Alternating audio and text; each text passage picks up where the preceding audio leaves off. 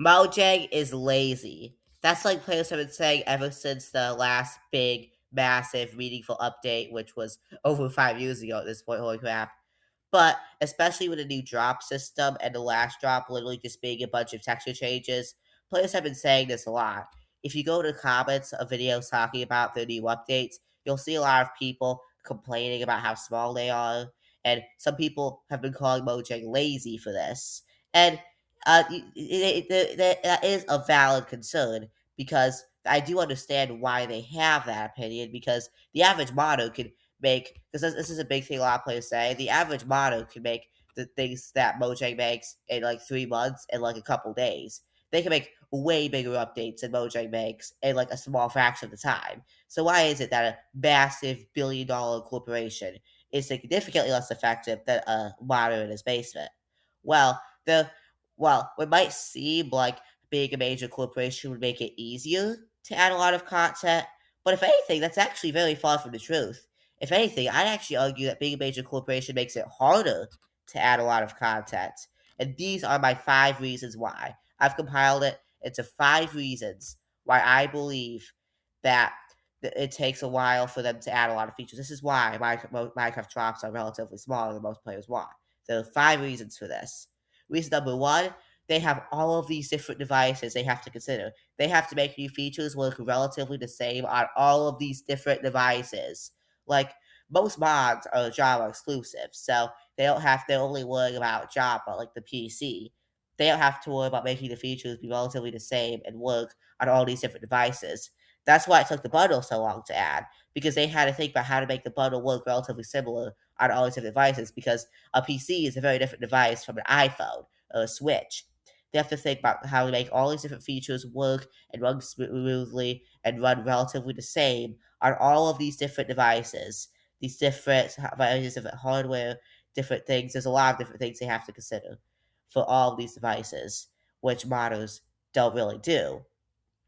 Secondly, and this is probably the biggest reason, so I'm going to spend probably the most time talking about it, they have to put a lot more consideration to what they add than the average modder. Because remember, because modders, they're just, well, I'm not saying that modders don't put any consideration into what they add and what the impact what they add in the mods is.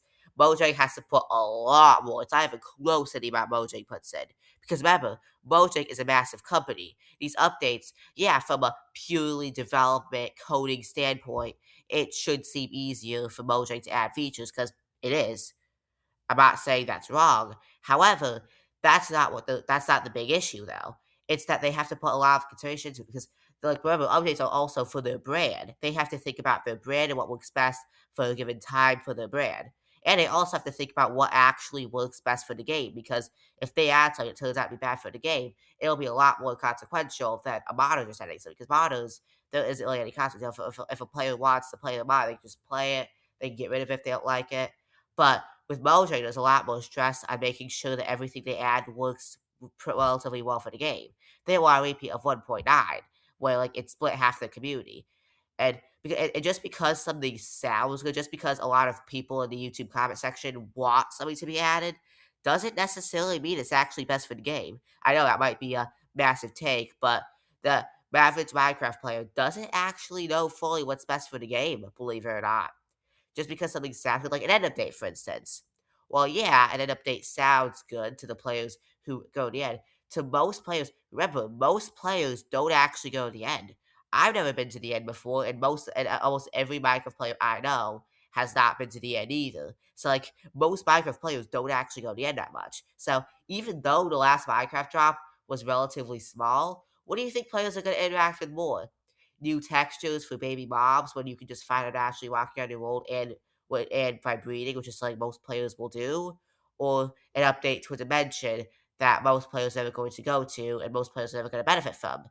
And the new cave, for instance, most players go into caves. So the new sulfur cave is going to be experienced by a lot more people than end update because most players go caving.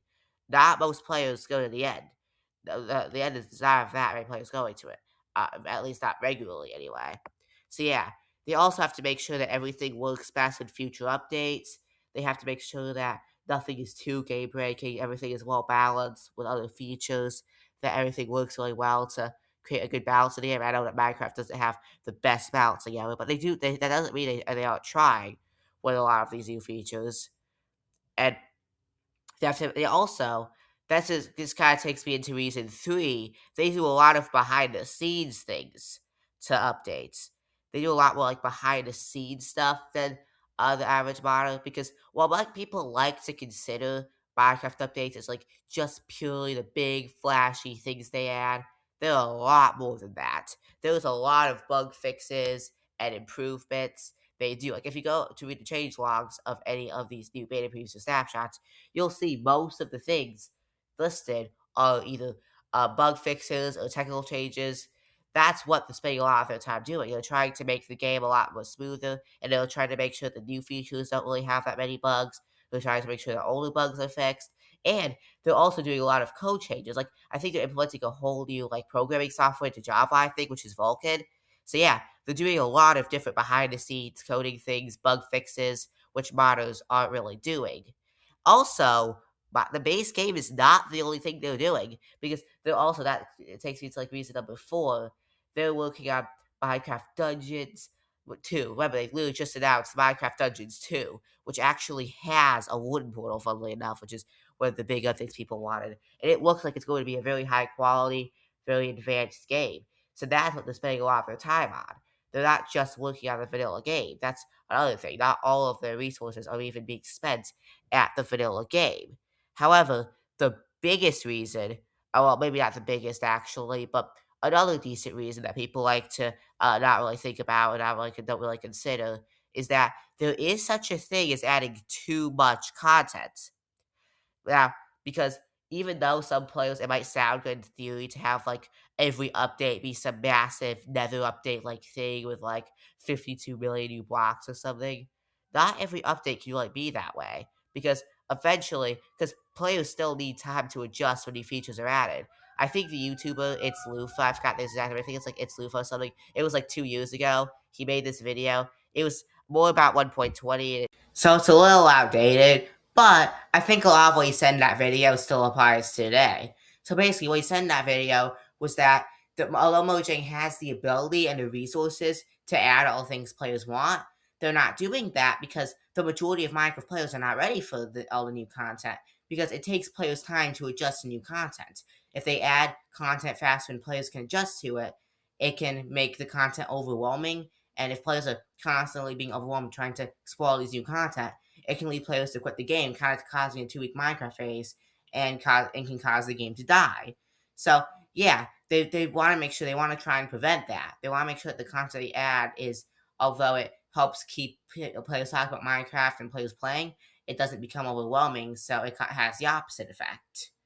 Also, not only can a lot of content be overwhelming for players, but also Mojang themselves. Remember what happened during 1.17? They promised all of this stuff that was supposed to come in one big update, 1.17. And if it all came in that one update, it would have probably had the same prestige as the Nether update or the Aquatic update.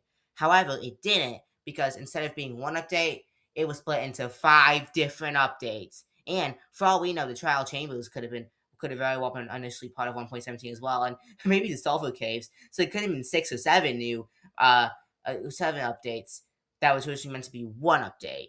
So yeah, not very good. It wasn't very good. So that's probably that's that. In fact, Mojang themselves have said that that's why they're making smaller, less risky updates now. Because ever since Caves and Cliffs, they made a lot. Even before the drop system, even in the 3 updates before the drops, the content was a lot less risky, less big, less like risky things. Because they wanted to make sure that they wouldn't overpromise and they wouldn't have to like split the updates up and ruin the updates because they bit off more than they could chew. That's what. So that's why that combined with everything else I've said before is why they're not releasing all the massive major updates that some of the community wants, even though they have the money and the resources to do so. However, we do see their abilities in full display during the April Fool's updates. Because remember, Mojang just a few days ago was April Fool's, and they had this like whole massive update, removing the inventory, completely changing the inventory, and the update before that was even bigger. And a lot of these April Fool's updates, the last few like really massive things and like completely new things, honestly giving the actual updates we got that people consider great and run for their money. However, none of the things I said today apply to the April Fool's updates. One, it's only for Java, so they don't have to worry about all the different devices. Two, they don't really have to put much consideration into what they add because, well, it's an April Fool's snapshot. It's not any big permanent thing. You know, you don't have to put much thought into it. And I mean, okay, I guess they are also working on other things in the background. Actually, that's one of the background things they're working on, actually. That can also kind of be included in, like, the background things working on Minecraft Dungeons. But they also don't have to worry about adding too much because, well, the players aren't going to get really overwhelmed by it. And although I guess maybe Mojang would be overwhelmed, but still, most of the things I said there are irrelevant for the April Fool's updates. And that's why there are these big, massive updates. Because they don't have to like have the big worries, they don't have to worry about all different devices, all different players, have to everything works in major updates. You don't have to worry about all of these different things, making it bug free. They don't have to worry about all these different things, and that's why Full Space are big. So yeah, even though Minecraft Mojang has the resources, they have the money, they can't. They're not going to be making all the updates that the community wants. If they did, then that would cause a lot of issues, and honestly, they probably wouldn't be very good updates. They put a lot of time consideration to it because they're a big company. Or players like to consider, or players like to see Minecraft updates purely from the pure development coding side of things because that's what most of the Minecraft players complaining about this stuff have experience with. They're not thinking about it from a business standpoint because when you think about it from a business standpoint, it makes a lot more sense, doesn't it?